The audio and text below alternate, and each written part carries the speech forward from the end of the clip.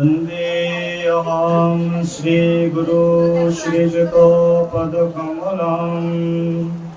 श्रीगुरान् वैष्णवांश्च श्रीरूपां शक्रोजातं सहोगनो रघुनाथं नितं तां सजीवम् सद्वैतां सवधूतं परिजनसहितं कृष्ण चैतन्य देवं श्रीराधा कृष्ण पादन सहोगनो ललिता श्री विशाखान्वितांश्च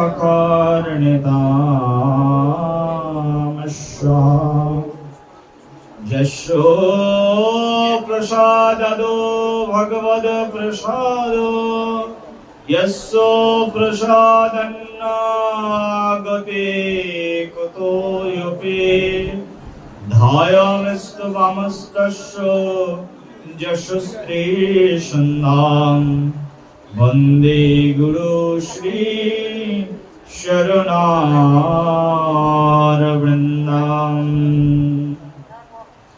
वन्दे गुरुनिशा भक्तनिशं मीशोऽवतारकं तत्प्रकाशमस्यो तत्शक्ति कृष्णा चैतन्य संगकाम् अनंत लीलामय विग्रहाय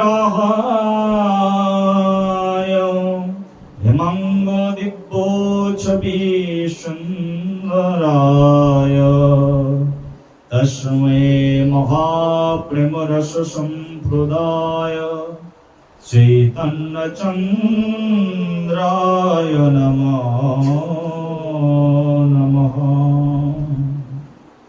अजानुलम्बितभुजो कनकायवदातु संकीर्तनाय कपितारय कमलाय तक्षम्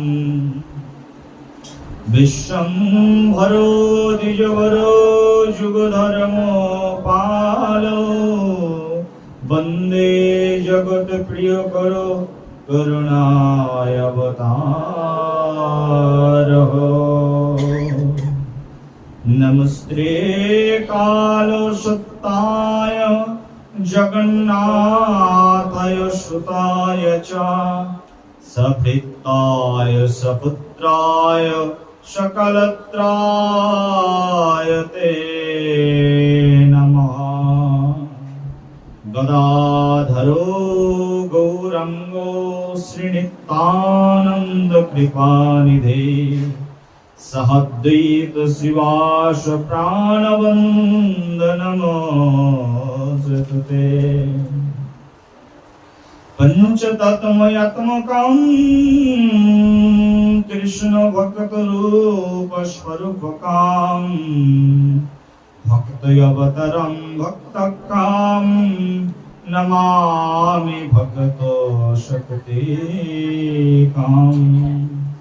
हे कृष्णा करुणा सिन्धु दीनबन्धु जगत्पते भूपेश गोपिका कान्तो राधाकान्त नमोऽस्तुते। बढापीडाय विरामं मृदमदतिलकम् कुन्तलाक्रान्तं गण्डां कंजङ्क्षां कुम्भकण्ठं स्थितं शुभागमुखं सधरेण स्तुवेणुम् क्षमामयसन्तं त्रिभङ्गुरविकरवसनं भूषितं वैजयन्ता वन्दे वृन्दावनस्तां युवती शतप्रेतां ब्रह्मगोपालवेषाम् कस्तूरी तिलकां ललाटपटले वक्षस्थले कौस्तभं नासाग्रे वरमौक्तिकं करतले वेणुं करे कङ्कणाम् सर्वाङ्गे हरिचन्दनां सुललितं कण्ठे च मुक्तावली गोपस्त्री परिवेष्टित विजायते गोपाल चूड़ामणि तप्तकाने चल गौरंगी राधे वृंदावनेश्वरी वृषभानुसुते देवी प्रणमामि हरे वृंदाई तुलसी देवाई प्रियाई केशवस्य च विष्णु भक्ति प्रदे देवी शुद्धवत्ताय नमो नमः नमस्ते नरसिंहाय प्रह्लादलाददायिने हिरण्यकशिपूर्वक्षो शिलाटङ्कनकालये जय जय रामाचार्य ठाकुर हरिदास की राधारमण प्रभु की जय रूप सनातन भट्ट रघुनाथ श्री जीव गोपाल भट्ट दास रघुनाथ এই জয় গোসাইয়ের করি চরণ বন্দন যাহা হইতে বিঘ্ন নাশ অবিষ্ট পুরাণ এই জয় গোসাই যার মুই তার দাস দাসবার পদরেণু মোর পঞ্চগ্রাস তাদের চরণ সেবী ভক্ত শুনে বাস জনমে জনমে হয় এই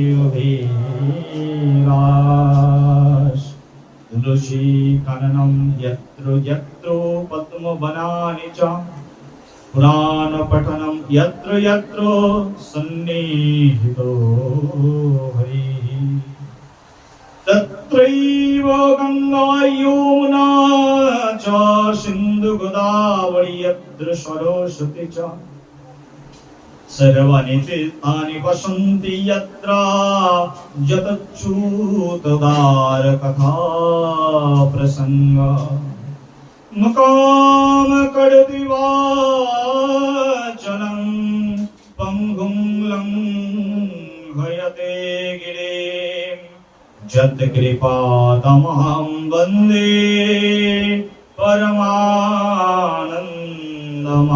परमानन्दमाधवम् नारायणं नमस्कृतं नरं चैव नरोत्तमं देवीं सरस्वतीं व्यासं ततो जयो मुदीरये श्री गौरांग नित्यानंद श्री अद्वैत चंद्र गदाधर श्रीवासदि गौर भक्त वृंद हरे कृष्णा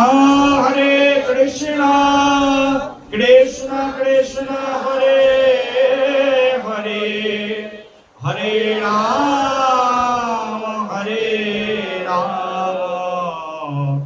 राम राम हरे हरे। बोलो कृष्णचंद्र भगवान की जय जय राधा रमन प्रभु के जय जय श्याम सुंदर गिरिधरी लाल की जय जय निताय गौर प्रेमानंद हरे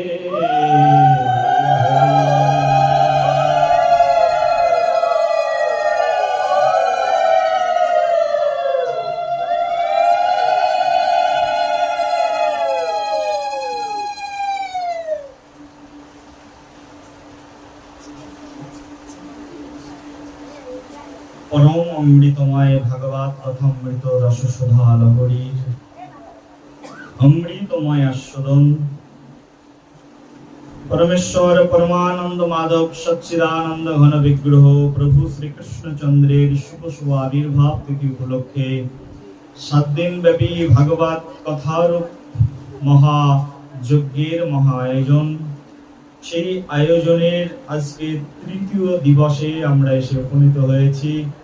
প্রভু শ্রীহরির দিব্য অমৃতময় কথামৃত রসায়ন রসসুধামৃত ধারা শ্রীহরির দিব্য গুণ মহিমা মণ্ডিত ব্যাসদেবকৃত মহাপুরাণ এই ভাগবত পুরাণ কথা শ্রবণ নিমিত্তে ভাগবত কথা প্রারম্ভে শ্রীহরির দিব্য গুণ মহিমা কথামৃত রসাস্বাদনের প্রারম্ভ ভাগে সর্বপ্রথমে আমার পরমারাধ্য পতিতপাবন শ্রী গুরুদেব শ্রীধাম বৃন্দাবনে শ্রী শ্রী রাধাকুণ্ড তটে তটস্থিত শ্রী শ্রী 108 প্রাণকৃষ্ণ দাস বাবাজি মহারাজের রাতুল চরণ পদকমলে সশ্রদ্ধ কোটি ধন্যবাদ প্রণতি জ্ঞাপন পূর্বক আমার শিক্ষাগুলো পদ্ম যাদের তত্ত্বাবধানে এই ভক্তি শাস্ত্রের অমৃত রসধারা শিক্ষা গ্রহণ করেছি সেই সকল শিক্ষাগুরু পদ্মের রাতুল চরণে সশ্রদ্ধ কোটি ধন্যবাদ প্রণতিপাত জ্ঞাপন পূর্বক যারা কৃষ্ণ কথামৃত রসসুধা মাধুরী শ্রবণের নিমিত্তে আমাদের সম্মুখে উপবেশন করেছেন সেই সকল ভক্তের চরণ বন্দনা পূর্বক শ্রীহরি দিব্য কথামৃত রসসুধার শুভ শুভ সূচনা নিতাই গৌর প্রেমানন্দে হরি।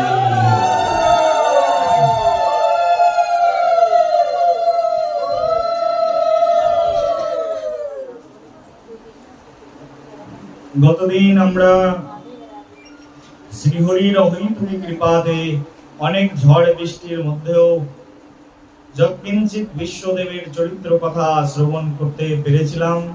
আমাদের কথা প্রসঙ্গকে আর বিস্তারিত করতে পারিনি, এটাই ভগবান শ্রীকৃষ্ণের ইচ্ছা ছিল। আজকে তার পরবর্তী থেকে আমরা ভগবানের দিব্য কথামৃত রসধারা আস্বাদন করব। সবাই একবার বলো রাধে রাধে।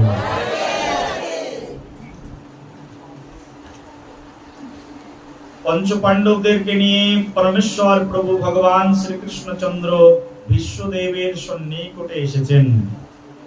আর বিশ্বদেবের কাছে যখন এসেছেন, সবাই এক এক করে বিশ্বদেবের কাছে যখন দেখা করেছেন, বিশ্বদেব তখন তাদেরকে কুলধর্ম, জাতি ধর্ম, রাজনীতির ধর্ম সব শিক্ষা প্রদান করেছেন।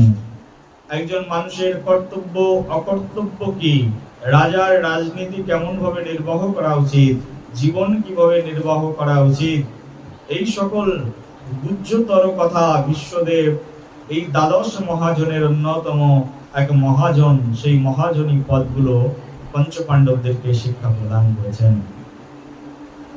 বিশ্বদেব এক অমৃতক্ষণ মুহূর্তের অপেক্ষা করছিলেন, যে মুহূর্তে তিনি দেহ রাখবেন। সত্যি সত্যি ভগবান শ্রীকৃষ্ণের উপস্থিতিতে বিশ্বদেবের ইচ্ছা ছিল যে আমি যখন এই দেহ ছেড়ে চলে যাব, তখন যেন শ্রীকৃষ্ণকে আমার সম্মুখে পাই। বিশ্বদেব এমনই মহান ভক্ত ছিলেন, ভগবান শ্রীকৃষ্ণকে মৃত্যুর সময় তার সম্মুখে পেয়েছিলেন। এই মৃত্যুকে শ্রেষ্ঠ মৃত্যু বলা হয়, যে মৃত্যুতে স্বয়ং ভগবান শ্রী গুরুদেব অথবা বৈষ্ণব সেই ভক্তের সন্নিকটে অবস্থান গ্রহণ করেন। প্রেম সে বলো। বিশ্বদেবের মৃত্যুর মতো মৃত্যু এই জগতে আর হয় না। এই জগতে আমরা সবাই আর্ট অফ লিভিং করি, তার মানে কিভাবে জীবন যাপন করতে পারি। জীবন যাপন করার কৌশল সবাই শিখি, কিন্তু এই জগতে আমরা কেউ শিখি না কিভাবে মৃত্যুবরণ করব। জন্মেছি যখন একদিন না একদিন সবাইকে মৃত্যু তো বরণ করতেই হবে, হ্যাঁ কিনা বলো? জন্মেছি যখন মৃত্যুবরণ করতেই হবে। এই পৃথিবীর কোন ব্যক্তি অহংকার করে বলতে পারবে না যে আমি মরবো না। সবাইকে একদিন এই পৃথিবী ছেড়ে চলে যেতে হবে, সবাইকে মৃত্যুবরণ করতে হবে। মানুষ বেঁচে থাকবার জন্য কত প্রস্তুতি নেয়, কিন্তু মানুষ এতটাই মূর্খ, মৃত্যুর জন্য কেউ কোনো প্রস্তুতি গ্রহণ করেন না। বেঁচে থাকবার জন্য সুন্দর বাড়ি নির্মাণ করে, 2 তলা বাড়ি 3 তলা বাড়ি। এখন তো বন্যা হয়ে যাচ্ছে, কারোর কারোর বাড়ি ভেসে যাচ্ছে, প্রচুর পরিমাণে বর্ষা হচ্ছে। বাড়ির পরে বাড়ি, ছাদের উপরে ছাদ দিয়ে বিশাল বিল্ডিং নির্মাণ করে যে বেঁচে থাকবো। কিন্তু কেউ চিন্তা করে না যে বেশি দিনের জন্য আমি পৃথিবীতে আসিনি, এই পৃথিবী ছেড়ে আমাকে একদিন চলে যেতে হবে। মানুষ মনে করতে চায় কিন্তু মনে করতে পারে না, কখনো কখনো মনে হয় কিন্তু মন থেকে আবার দূর হয়ে যায়। এসব চিন্তা দূর হয়ে যাওয়ার কারণ কি? তার কারণ হচ্ছে মায়া দেবী আমাদেরকে ভ্রমিত করে রাখেন। আমরা এই যে জগতের মধ্যে আছি, এই জগৎটাকে যিনি পরিচালনা করছেন তার নাম হচ্ছে মায়া দেবী। কি নাম বললাম? এই যে জগৎ, এই জগৎকে যিনি পরিচালনা করছেন তার নাম হচ্ছে মায়া দেবী। ভগবান শ্রীকৃষ্ণের 2টি বিশেষ শক্তি রয়েছে। একটা শক্তির নাম হচ্ছে ভগবান শ্রীকৃষ্ণের অন্তরঙ্গা শক্তি, আর একটা শক্তির নাম হচ্ছে ভগবান শ্রীকৃষ্ণের বহিরঙ্গা শক্তি। ভগবান শ্রীকৃষ্ণের বহিরঙ্গা শক্তির নামই হচ্ছে এই মায়া শক্তি। মায়া দেবী এই সংসারকে পরিচালনা করছেন, আর মায়ার কারণে আমরা ভগবানকে ভুলে থাকি। আমরা সবাই মনে করি অনেক দিন বেঁচে থাকবো, কিন্তু কেউ বেঁচে থাকবো না।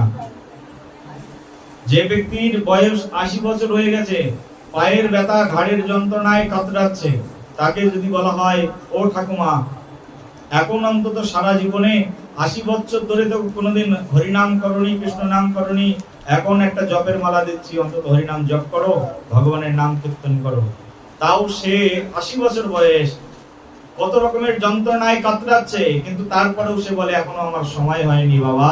বলো রাধে রাধে। কত যন্ত্রণায় কাতরাচ্ছে, তারপরেও বলে বাবা আমার এখনো সময় হয়নি। মৃত্যু হয়ে যাবে, কালকেই মৃত্যু হয়ে যেতে পারে, তাও সময় হয়নি। এখনই মৃত্যু হয়ে যেতে পারে, তাও সময় হয়। মায়া দেবী ভ্রমিত করে রেখেছে। এটা হচ্ছে আমাদের এই জগৎ। এই জগৎটা হচ্ছে এরকম যে সারা জীবন ধরে মানুষ যা যা কিছু করে না, মৃত্যুর সময় তাই তাই তার সম্মুখে এসে প্রকটিত হয়ে যায়। দেখবে অনেক বুড়িমা, অনেক ঠাকুমারা মৃত্যুবরণ করছে, মৃত্যুর সময় ওই দিদিমাকে বলবে ও দিদিমা কি খাবে? বলবে দেখ আমার তো যতগুলো দাঁত ছিল একটা দাঁতও আর বেঁচে নেই, কিন্তু আমার এই মরার সময় এখন ইচ্ছা হচ্ছে যদি একটু পোল্ট্রি মুরগি একটু জুস খেতে পারতাম তাহলে ভালো হতো। এমনি তো চিবিয়ে খেতে পারবো না, যদি একটু ব্লেন্ডার মেশিনে একটু জুস করে দিছিস তাহলে সেটা একটু খেয়ে শান্তি পেতাম। ঠাকুমা মৃত্যুবরণ করছেন দিদিমা, কিন্তু তার এখনো মুরগি খাওয়ার প্রতি আসক্তি রয়েছে। কখনো কখনো মৃত্যু পদযাত্রী কোনো দিদিমাকে বলবে ও দিদিমা কি চাই তোমার? তো মৃত্যু পদযাত্রী দিদিমা তো বলবে আমার ওই যে ছোট নাতি ছেলেটা আছে ওর বিয়ে দিয়ে ওর বউটা দেখে যেতে চাই, শেষ ইচ্ছা। চিন্তা করতে পারো এই কলিযুগের মানুষ কত খারাপ। সারা জীবন ধরে সংসার করেছে, তো এখন সাংসারিক বুদ্ধি রয়েছে, সাংসারিক বুদ্ধি। তার ইচ্ছা কেমন হওয়া উচিত ছিল, এখন আমি মৃত্যুবরণ করবো, তোরা একটু হরিনাম কর, আমি হরিনাম শুনবো, কিন্তু এর প্রতি রুচি নেই। রুচি কিসের প্রতি? ওই যে ছোট নাতিটার বিয়ে দিয়ে তার বউটা দেখে যাবে, বউ দেখে মরতে চায়, তার সাংসারিক বুদ্ধি। এইসব ব্যক্তি মৃত্যুবরণ করার পরে আবার সংসারের মধ্যেই ফিরে আসে। ভগবদ গীতার মধ্যে ভগবান শ্রীকৃষ্ণ বলছে দেহিনস্মিন যথা দেহে কৌমারাম যৌবনাম জরা তথা দেহান্তর প্রাপ্ত ধীরস্তত্র নমুজ্জতি। দেহের দেহে যেমন জরা আসে, বৃদ্ধকাল আসে, সবাই একরকম থাকে। ছোট ছিলাম, বড় হয়েছি, বৃদ্ধ হয়ে যাব, কৌমার, যৌবন, জরা এর মধ্য দিয়ে আমাদের দেহ অতিবাহিত হয়ে যাবে। মানুষ যেমন জীর্ণ বস্ত্র ফেলে দেয়, নতুন একটা বস্ত্র পরিধান করে, আমাদের আত্মাও তেমন একটা জীর্ণ শরীর পরিত্যাগ করে নতুন দেহ ধারণ করে।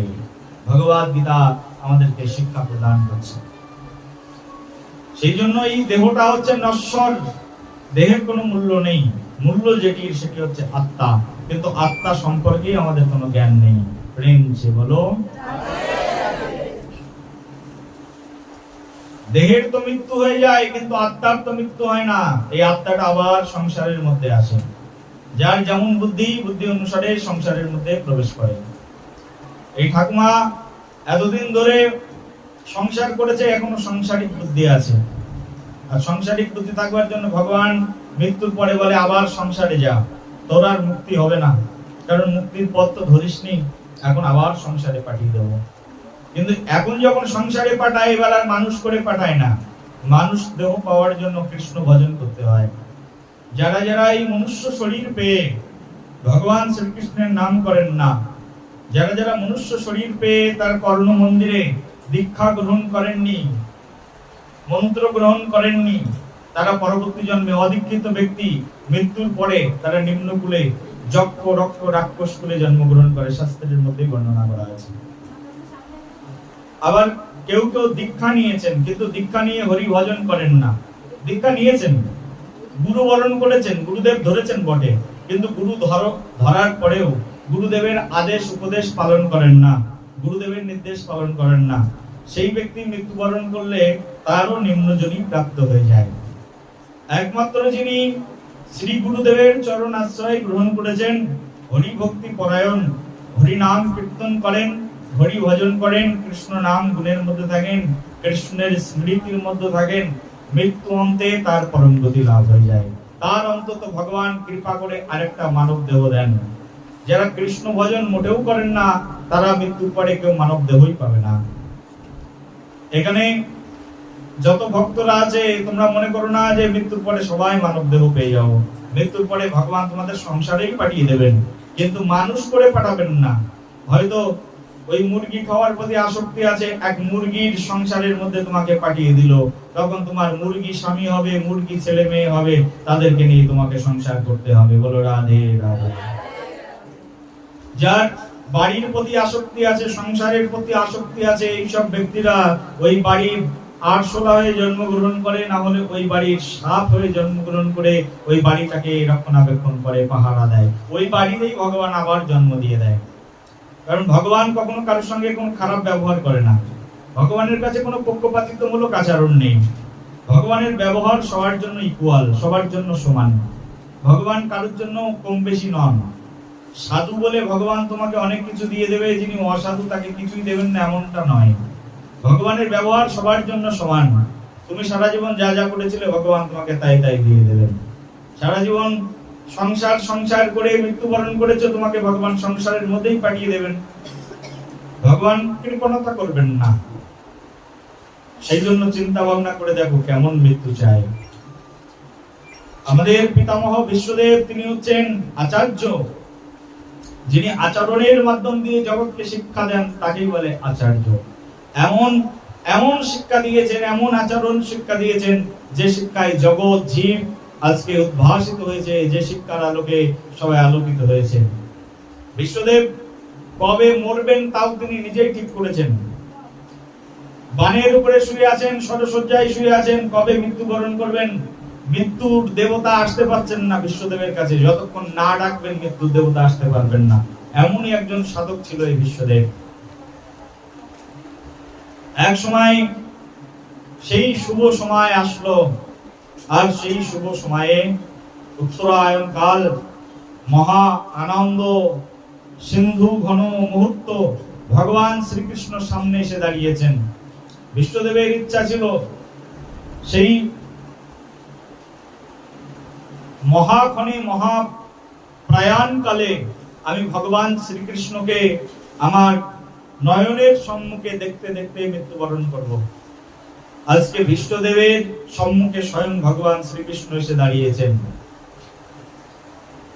ভগবান শ্রীকৃষ্ণ যখন সামনে এসে দাঁড়িয়েছেন, বিশ্বদেব তখন ভগবান শ্রীকৃষ্ণের কাছে প্রার্থনা করে বলছেন, হে প্রভু, তুমি তো আমার সম্মুখে এসে দাঁড়িয়েছো, আমার মনোবাঞ্ছা পূর্ণ হয়েছে, কিন্তু আমার ইতিমধ্যে অতি কল্পিত আমার এই যে মন, আমার মন এত বেশি চঞ্চল, আমার মন তোমার চরণে স্থির হচ্ছে না।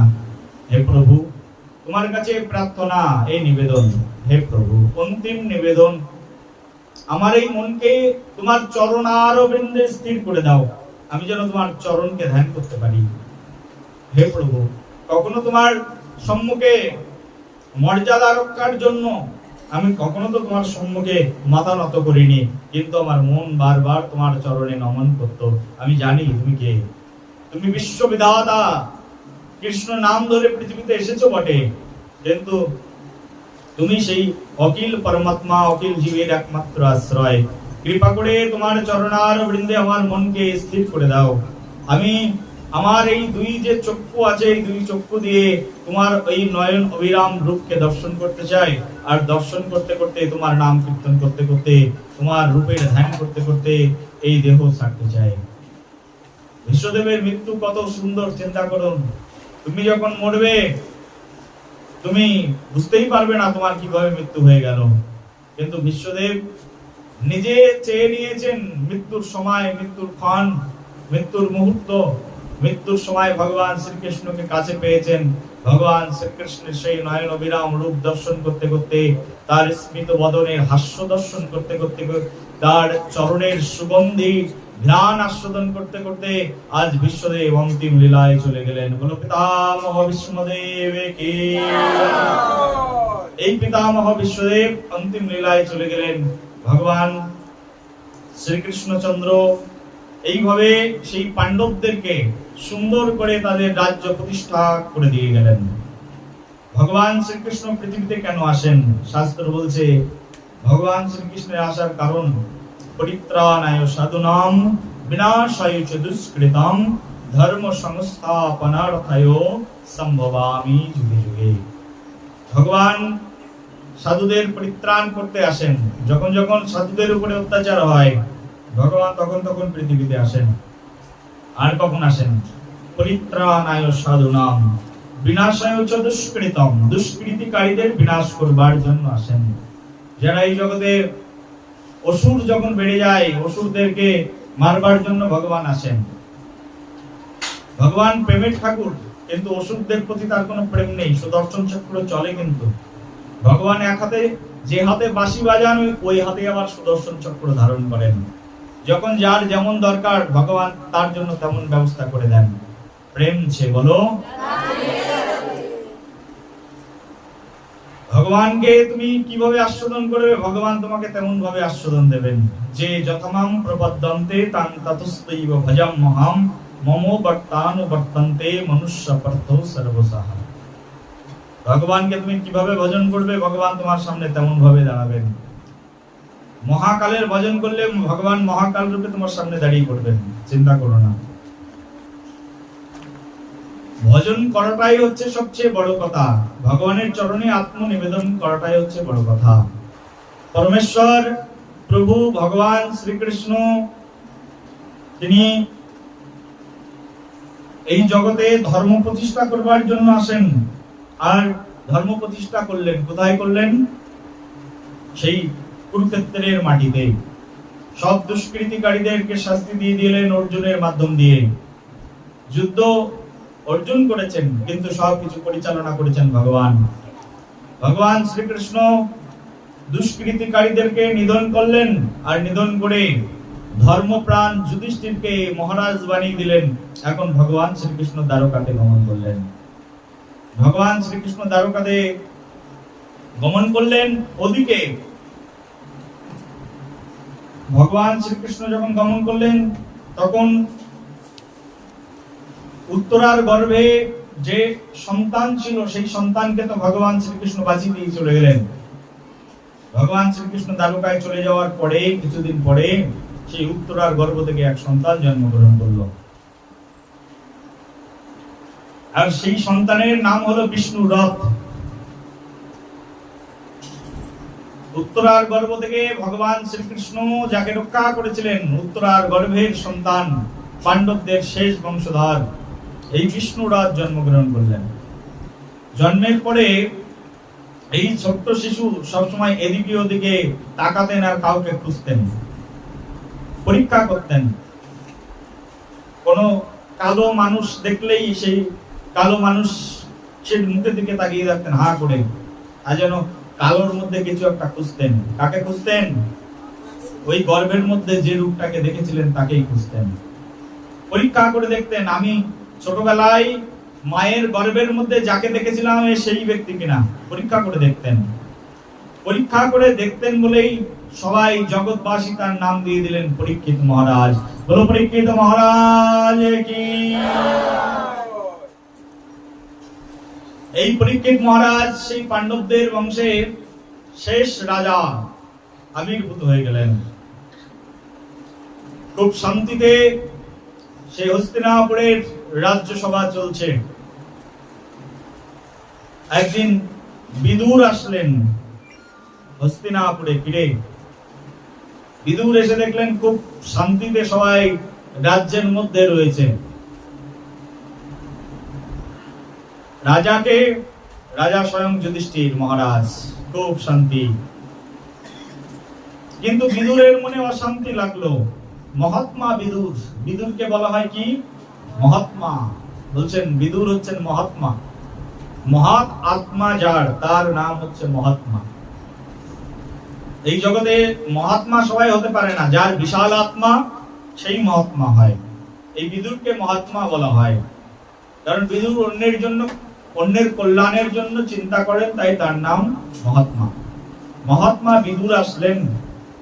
বিদুর এসে দেখলেন যে গৃহের মধ্যে সবাই এত বিশাল রক্তক্ষয়ী যুদ্ধ চলে গেল, কিন্তু কারুর কথা কারুর মনে নেই। এখন নিশ্চিন্তে শান্তিতে সবাই সংসার করছে। বলো রাধে রাধে। এখানে আছে না অনেকের স্বামী মারা গেছে, আছে অনেকে স্বামী মারা গেছে। যখন মারা গেছিল তখন কি কেমন দুঃখ ছিল, এখন আর মনে পড়ে? পড়ে না। তুমিও মরে যাবে, তোমার ছেলে মেয়েরা যেদিন মরবে সেই দিন কান্না করবে, তার 2 দিন পরে কান্না করবে, খুব জোর 1 মাস কান্না করবে, তারপরে তোমার কথা তারাও ভুলে যাবে। এই জগতে কেউ কারোর জন্য নাই, কারোর জন্য কোনো কিছু থেমে থাকে না। এই জগৎটা হচ্ছে এরকম, শোক দুঃখ এটা খুব ক্ষণস্থায়ী। আমরাই তো, আমাদের জীবনটাই তো ক্ষণস্থায়ী। দুঃখ শোক সেটাও তো ক্ষণস্থায়ী হবে। দুঃখ বেশি দিন থাকে না, প্রেমও বেশি দিন থাকে না। এই জগতের প্রেম, ভালোবাসা, প্রেম করে বিয়ে করেছে, 5 বছর প্রেম করেছে, 10 বছর সংসার করলো, 15 বছরের মাথায় ডিভোর্স দিয়ে দিচ্ছে, আবার একটা নতুন বউ ঘরে নিয়ে তুলছে, আর আগের এত ভালোবাসা সব সেখানেই মুছে চলে গেছে। বলো রাধে রাধে। যার মুখ না দেখলে থাকতে পারতো না, যাকে 1 মিনিট ঘরের বাইরে দাঁড়িয়ে থাকলে বুকের ভিতরে হাহাকার করতো, সেই ব্যক্তি আজ ডিভোর্সের পেপারে সই লিখে দিল, সই করে দিল, তাতে তার কোনো ভ্রুক্ষেপই হলো না। বুঝতে পারছো তো সংসারটা কেমন? যখন কাউকে প্রয়োজন পড়ে তখন তার প্রেম উঠলে পড়ে, আর যখন প্রয়োজন ফুরিয়ে যায় প্রেম নষ্ট হয়ে যায়। জগৎ সংসারের প্রেমটা হচ্ছে এরকম। প্রেম সে বলো।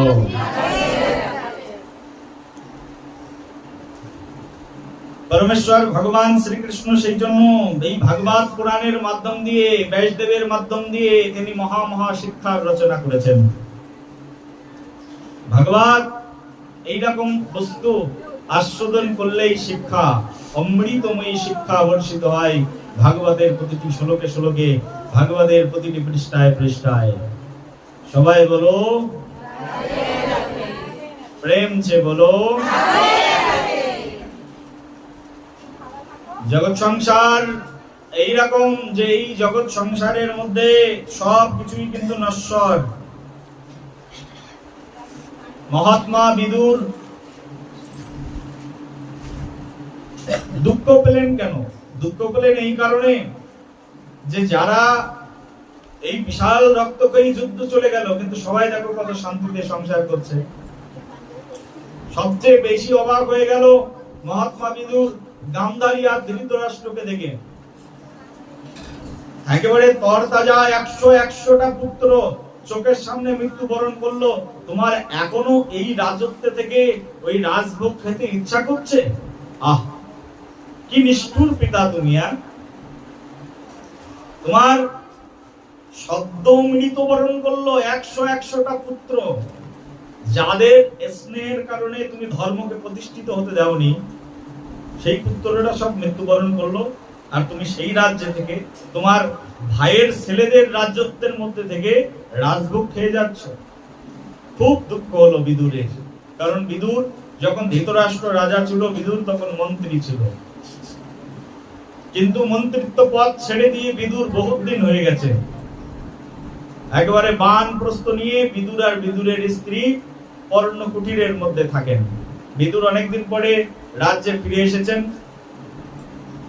কেউ সন্ন্যাসী হয়ে গেল, একবার না একবার তাকে কিন্তু গৃহে ফিরে আসতে হয়। গৃহে ফিরে ওই গৃহের ঋণ শোধ করতে হয়। এলাকায় ফিরে এসে এলাকাবাসীকে উদ্ধারের বার্তা দিতে হয়। তো বিদুর এসেছেন, মহাপ্রভু করেছিলেন। মহাপ্রভু সন্ন্যাস নিয়েছেন, স্বয়ং নিমাই পণ্ডিত সন্ন্যাস নিয়ে একবার এসেছেন নবদ্বীপে, আর নবদ্বীপবাসীকে আবার পুনরায় কৃষ্ণ প্রেমে ভাসিয়ে দিয়েছেন। বিদুর ফিরে এসেছেন। ফিরে আসার উদ্দেশ্য সংসারী হওয়া নয়। যে সংসার ছেড়ে গেছে সে আবার সংসারে ফিরে আসে নাকি? সংসার ছেড়ে চলে গেছেন, বানপ্রস্থ ধর্ম গ্রহণ করেছেন। আমাদের 4টে বর্ণ আছে আর 4টে আশ্রম আছে। কটা বর্ণ? 4টে বর্ণ আর 4টে আশ্রম। সেই আশ্রমগুলোর মধ্যে প্রথম আশ্রম হচ্ছে ব্রহ্মচার্য আশ্রম, তারপরে গার্হস্থ আশ্রম, তারপরে হচ্ছে বানপ্রস্থ আশ্রম, তারপরে এটা হচ্ছে সন্ন্যাস আশ্রম। বলছে পূর্বকালে আমাদের এই আশ্রম পদ্ধতি ছিল। এই আশ্রম পদ্ধতিতে প্রতিটি মানুষ তার জীবন যাপন করতেন। এখন আর আশ্রম নেই, কারণ কলিযুগে কিছুই থাকবে না। কলিযুগে কোনো আশ্রম ব্যবস্থাই নেই। পূর্বকালে আমাদের সমাজে আশ্রম ব্যবস্থা ছিল। মানুষ গৃহস্থ হতেন, গৃহস্থ হওয়ার পরে গৃহস্থ ব্যক্তির সন্তানরা বড় হয়ে গেলে, আয়ক্ষম হলে, তার মানে তোমাদের যাদের ছেলে মেয়েরা আছে, ছেলে বড় হয়ে গেছে, মেয়ের চিন্তা করতে হবে না। বাড়িতে যদি ছেলে থাকে, ছেলে বড় হয়েছে, আর ছেলে যদি আয়ক্ষম হয়, অর্থাৎ যেদিন থেকে ইনকাম করতে শুরু করবে, তার পরের দিন তোমাকে ছেলের হাতে সংসারের চাবি দিয়ে, ওই যে শাশুড়ির কাপড়ের আঁচলে চাবির গোছা ছিল, ওই চাবির গোছা সঙ্গে সঙ্গে বৌমাকে এনে বৌমার হাতে দিয়ে সঙ্গে সঙ্গে সংসার ত্যাগ করে তাকে কৃষ্ণ ভজন করবার জন্য মন্দিরে বা কোনো বনে অথবা কোনো ধামে তাকে গমন করতে হবে। আর এটাকে বলে বানপ্রস্থ ব্যবস্থা। পূর্বকালে এই ব্যবস্থা ছিল। তুমি ইচ্ছা করলে এখনো করতে পারো এই বানপ্রস্থ ব্যবস্থা। ছেলে মেয়ে বড় হয়ে গেছে মানে আর সংসারে থাকবো না, এখন আশ্রমে গিয়ে আশ্রমের সেবা করব, কৃষ্ণের সেবা করব। আর এটাই হচ্ছে আমাদের বৈদিক শাস্ত্রের সিদ্ধান্ত। এই জীবনকে বলে বানপ্রস্থ জীবন। সংসার অনেক করেছি। বৌমা এসে গেছে, বৌমা এই যে আমি এতদিন খেটে খুটে 3তলা বাড়ি বানিয়ে দিয়েছি, আর এই 3তলা বাড়ির প্রত্যেকটা রুমের চাবি তোমার হাতে দিয়ে গেলাম, লকারের চাবি দিয়ে গেলাম, সোনা দানা সব দিয়ে গেলাম, একটা কাপড় নেব আর এক কাপড়ে এক মন নিয়ে বেরিয়ে চলে আসবো। এটাকে বলে বানপ্রস্থ জীবন। বলো রাধে রাধে। স্বামীর হাত ধরে দুইজন বেরিয়ে চলে আসতে হবে, স্বামী স্ত্রী দুইজন। স্বামী স্ত্রী দুইজন এসে বনে তীর্থস্থানে কোন জায়গায় এসে বাস করবে, আর বাড়ির কথা চিন্তাই করবে না, শুধু এখন চিন্তা করবে কৃষ্ণ কথা, আর কৃষ্ণের গুণাগুণ শ্রবণ করবে, ভাগবত পাঠ শুনবে। এই জীবনকে বলে বানপ্রস্থ জীবন। কি জীবন? এটাই আমাদের শাস্ত্রের শিক্ষা। কারোর ইচ্ছা আছে এরকম বানপ্রস্থ হব? ছেলে মেয়ে বড় হয়ে গেলে আমার ছেলে বৌমার হাতে সংসার সঁপে দিয়ে আমি চলে যাব কোথায়? বৃন্দাবনে। আমি চলে যাব শ্রী গুরুদেবের আশ্রমে। এই ইচ্ছা আছে কারোর? থাকলে মনে করো তার জীবন ধন্য। এটাই হচ্ছে আমাদের শাস্ত্রের শিক্ষা। আর ফিরবো না, আমার চিন্তা একমাত্র কৃষ্ণ চরণে থাকবে। কারণ আমি মৃত্যুর প্রস্তুতি গ্রহণ করব, কেমন করে ভালো করে মৃত্যুবরণ করা যায়। কৃষ্ণ ভজন করতে করতে কেউ যদি মৃত্যুবরণ করে, বলেছে তার কৃষ্ণ প্রাপ্তি হয়ে যাবে। যে যথমাম প্রপদ্যন্তে তাং ততস্তৈব ভজাম্যহম মম বর্তানু বর্তন্তে মনুষা পার্থ সর্বসা। যে যেমন জিনিস চিন্তা করবে সে তেমন ভাব পরবর্তীতে পেয়ে যাবে, তেমন দেহ পেয়ে যাবে। সেই জন্য চিন্তাটা কৃষ্ণ চিন্তা, শ্রী হরির চিন্তা, গৌর চরণে চিন্তা, কৃষ্ণ চরণে চিন্তা, এই চিন্তন করতে হবে আমাদের। বানপ্রস্থ জীবনে স্বামী স্ত্রী একসঙ্গে থাকা যায়, কিন্তু দুইজনকে কৃষ্ণ ভজনের মধ্যে থাকতে হবে, কৃষ্ণ অনুরাগের মধ্যে থাকতে হবে, আর কিছুই তাদের ভিতরে আর কোনো সম্পর্কই থাকবে না। বানপ্রস্থ জীবন, সন্ন্যাস জীবন মানে একেবারে একাকিত্ব জীবন, ভিক্ষা করে খাবো আর এইভাবেই জীবন নির্বাহ করব। বানপ্রস্থ জীবন মানে সেই জীবনেও ভিক্ষা করে খাবো। বিদুর আর বিদুরের স্ত্রী মন্ত্রী ছিল। আমাদের এখানকার মন্ত্রীদের কত টাকা বেতন, কতটা ঘর বাড়ি আছে, কোথায় কত টাকা পয়সা আছে কেউ জানে? বিদুর তো রাজমন্ত্রী ছিল, তাও চক্রবর্তী রাজা, সেই রাজ্যের রাজমন্ত্রী।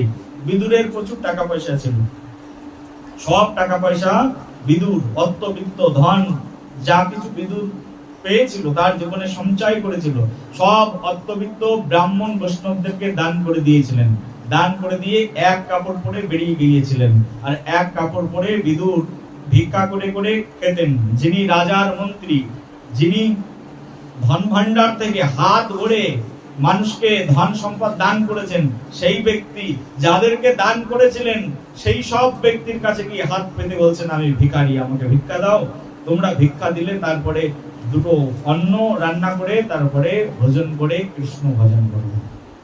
বিদুরের জীবন ছিল এরকম। বিদুর এসে এবার ধৃতরাষ্ট্র আর গান্ধারীকে বলছে, রে করছোটা কি তোমরা? এখনো পর্যন্ত সেই সংসারের মধ্যেই আছো, যে সংসার এত দুঃখ যন্ত্রণা দিল, আর সেই দুঃখ যন্ত্রণাময় সংসারের মধ্যে এখনো রয়েছে। তোমাদের কবে জ্ঞান হবে? কৃষ্ণ কবে তোমাদের দিকে মুখ তুলে দেওয়া যাবে? এই একটুখানি কথা শুনেই হঠাৎ করে এই যে বিদুর তো এখন সাধু হয়ে গেছেন, আগের মতো তো মন্ত্রী নেই। বৈষ্ণব দর্শনে কি হয়? দর্শনে পবিত্র করো এই তোমারে গুণ, হরিস্থানে অপরাধে তারে হরির নাম, তোমার স্থানে অপরাধের নাই গো এড়ান। এই যে বিদুর তো এখন বৈষ্ণব, বৈষ্ণব দর্শন করলে হৃদয়ের মধ্যে সকল বাসনা ক্ষয় হয়ে যায়। বৈষ্ণব দর্শনের এটাই হচ্ছে মহিমা, বৈষ্ণব দর্শন করলে হৃদয়ের বাসনা নষ্ট হয়। সংসার বাসনা বৈষ্ণবকে দর্শন করে, বিদুরকে দর্শন করেই এখন সংসার বাসনা নষ্ট হয়েছে।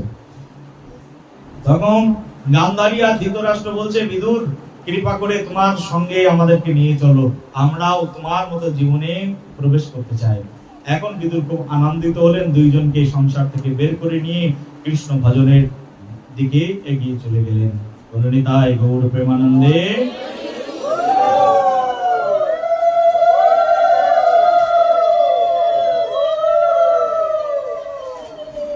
ওদিকে যখন যুধিষ্ঠির মহারাজ আসলেন, এসে দেখছেন জ্যাঠামশাই জেঠিমা দুইজন চলে গেছেন সংসার ছেড়ে। এই কথা শুনে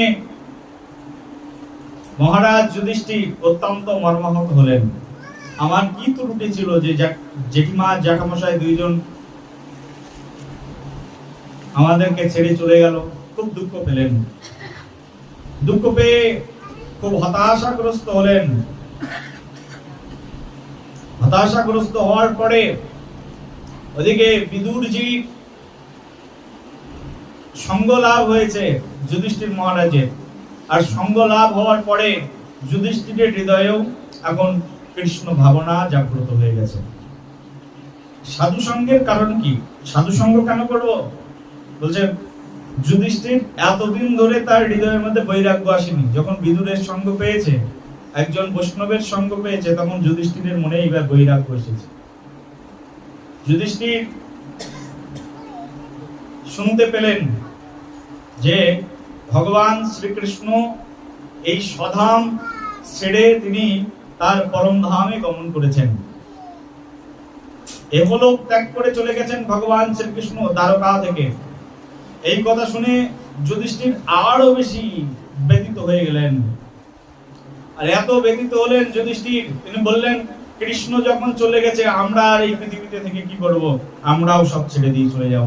ছোট্ট বালক, এখনো পর্যন্ত পরিপক্ক বয়স হয়নি। যুধিষ্ঠির মহারাজ সেই বালক পরীক্ষিত মহারাজকে ডাকলেন, এদিকে এসো।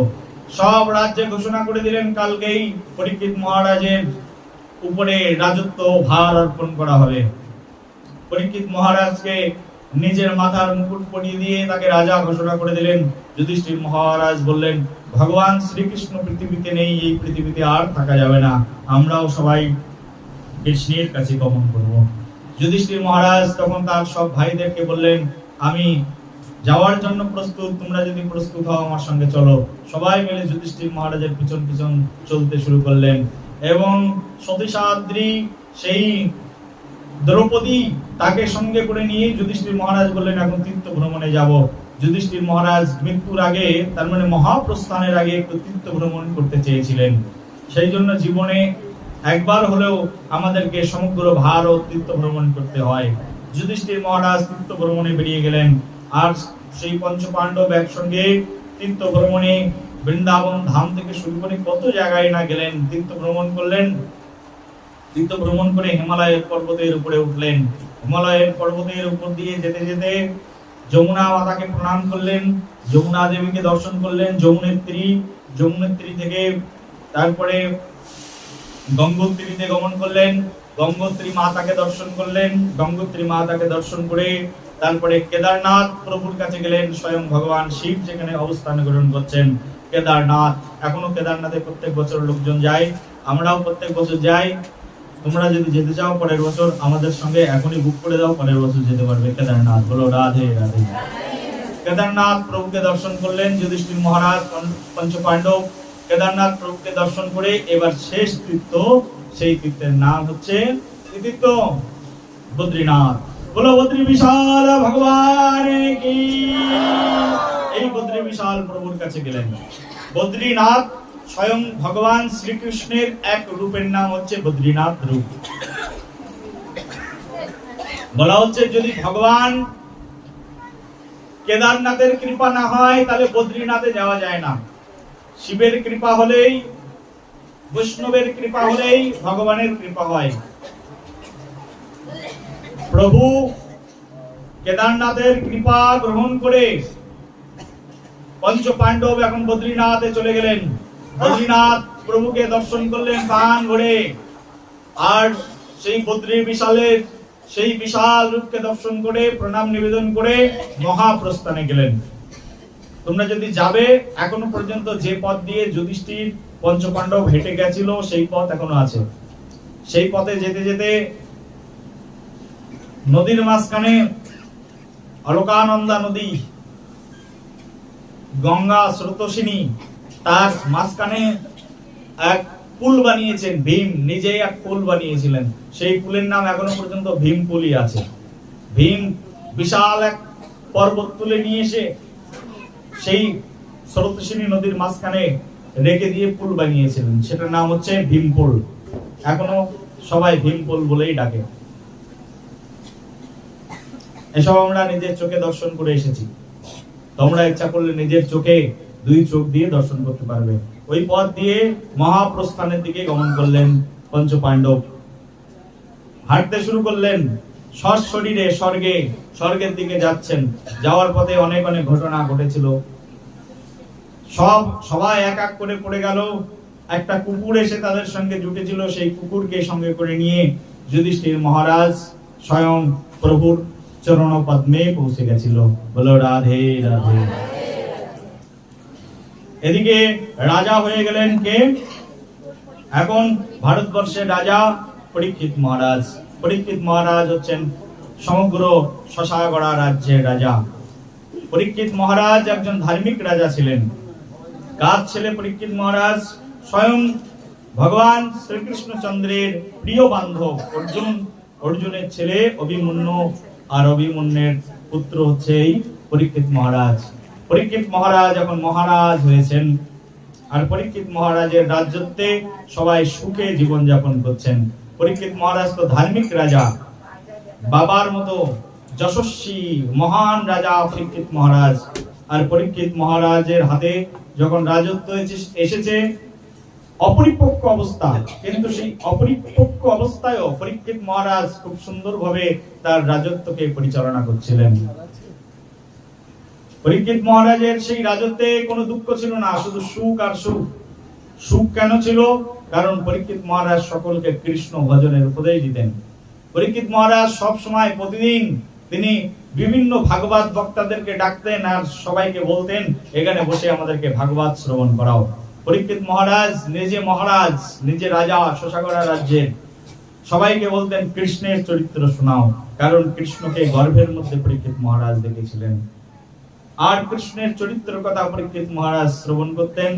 আর পরীক্ষিত মহারাজের ভয়ে, পরীক্ষিত মহারাজের শাসনে সমগ্র ভারতবর্ষে তখন সবাই ধার্মিক হয়ে গিয়েছিল এবং কোনো অধর্ম ছিল না। যারা অধার্মিক ছিল কুরুক্ষেত্রের যুদ্ধে ভগবান শ্রীকৃষ্ণ তাদেরকে একেবারে উৎপাটিত করে দিয়েছে। এখন আর কোনো অধার্মিক ব্যক্তি নেই, সবাই ধার্মিক পরীক্ষিত মহারাজের রাজত্বে। কোনো মানুষ ঘুষ খায় না, কোনো মানুষ মাংস খায় না, কোনো মানুষ মদ বিক্রি করে না, মদ খায়ও না। তাহলে সেখানে অরাজকতা আসবে কি করে? পরীক্ষিত মহারাজের রাজত্বে কঠোরভাবে নিষেধ করা, জুয়া তাস পাশা খেলা যাবে না। কেউ তাস পাশা খেলতেন না, মদ্যপান করতেন না, সুরাপান করতেন না, আসব পান করতেন না, কোনো অখাদ্য অমেধ্য খাবার গ্রহণ হতো না। সবাই বৈষ্ণব হয়ে গিয়েছিল সেই পরীক্ষিত মহারাজের রাজত্বে, আর সবাই কৃষ্ণ কৃষ্ণ